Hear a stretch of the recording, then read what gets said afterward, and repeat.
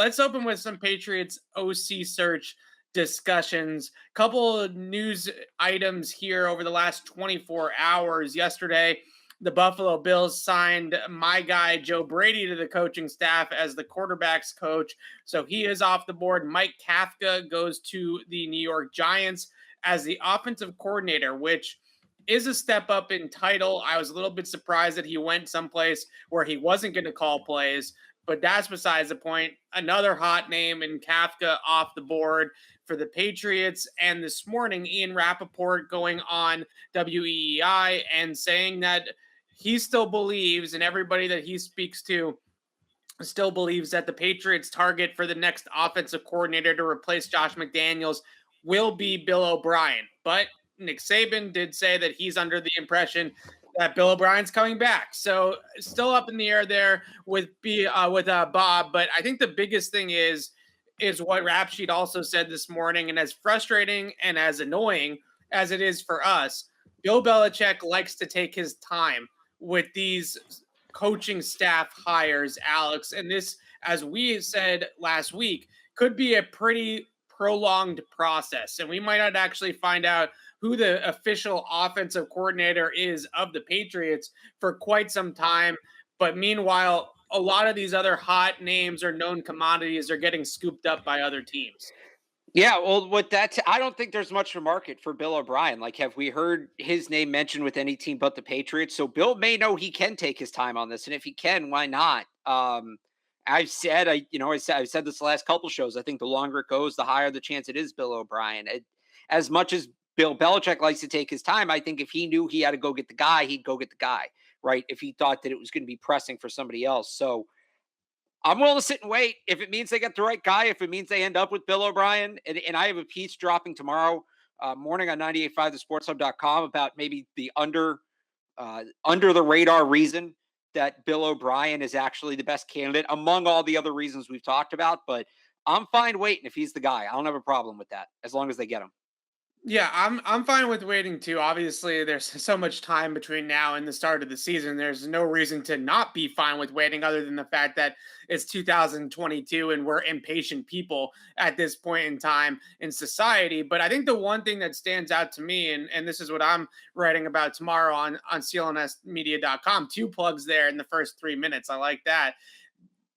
They need a big fish, in my opinion.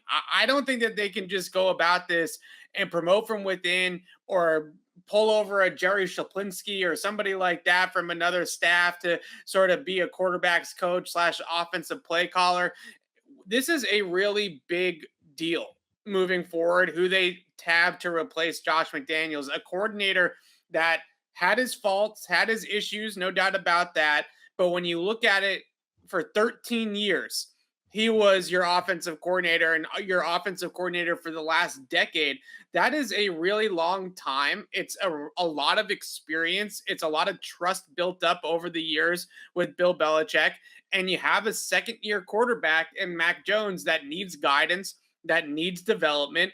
A name that is going to continue to get thrown out here that I think backs up my point a little bit is Adam Gase. And both of us hate the idea of it being Adam Gase. Let me real quick on Adam Gase. Adam Gase. Adam Gase was fired by the Jets, and there's been this trend in the last few years that players, once they get away from Adam Gase, play exponentially better. Ryan Tannehill, Sam Darnold, Robbie Anderson, the list goes on and on. So bad that Adam Gase could not get a job in the NFL last year. Not a head coaching job, not a coordinator job, not a positional coach job. So you know where Adam Gase went? Adam Gase went to Ypsilanti, Michigan, I think is how you pronounce it, and coached at Lincoln High School. Lincoln High School last year, and by the way, couldn't get the head coaching job at Lincoln High School, was the offensive coordinator at Lincoln High School. Lincoln High School last year went 4-5, averaged a touchdown less per game than their division average, in their quarterback, not to crap on this random kid, but their quarterback threw 10 touchdowns to 11 picks under the tutelage of Adam Gase. Yes, that is what I want for Mac Jones. I don't want Adam Gase either.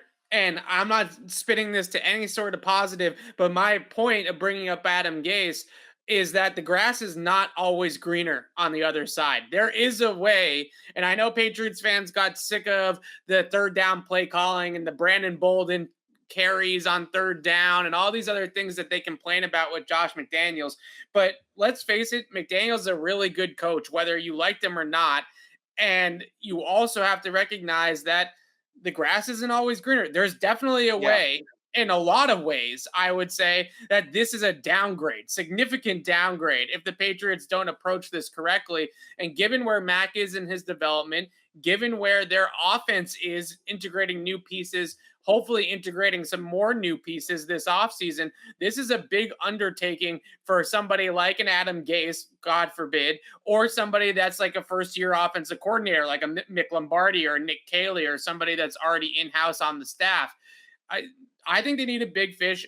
They definitely need to get this right. This is a gigantic decision for Bill Belichick, because it's one thing to go on the defensive side of the ball and say, okay, we're going to do it by committee. I'm Bill Belichick. I'm the greatest defensive mind in the history of football. We'll figure it out. But offensively, it's totally different, right? He doesn't have the background that he has on offense. Not that Bill Belichick can't be an offensive coordinator, because I'm sure he could if he really wanted to, but that's not where he wants to put his time and effort into mainly, right? You want him game planning and scouting defense. You don't want him going out there and having to call plays for the offense and worry about that whole side of things. So this is an enormous decision. Like I said, whether you soured on Josh McDaniels in the end or not, an enormous amount of responsibility and big, big shoes to fill for the Patriots. And we're still sitting here in a holding pattern waiting for them to make a decision on that.